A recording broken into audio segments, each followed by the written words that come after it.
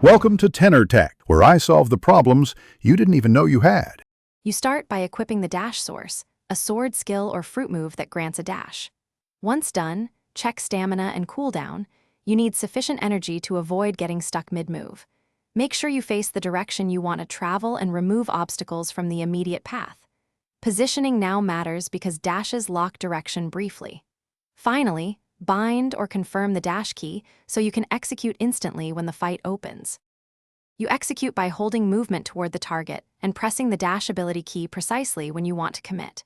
If you need a short reposition, tap the key. For a full closing distance, hold the input or use the full skill activation.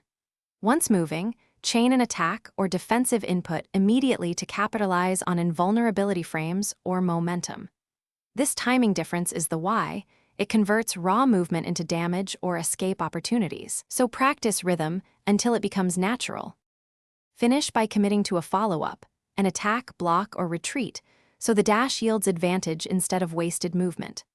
Once done, recover by stepping back to manage cooldown and letting stamina regenerate to at least a safe threshold before the next engagement. If the dash doesn't trigger, troubleshoot. Confirm your keybinds, ensure stamina wasn't below the required cutoff, and account for ping or server lag, which can cancel inputs. Practicing these resets makes the dash reliable in real combat.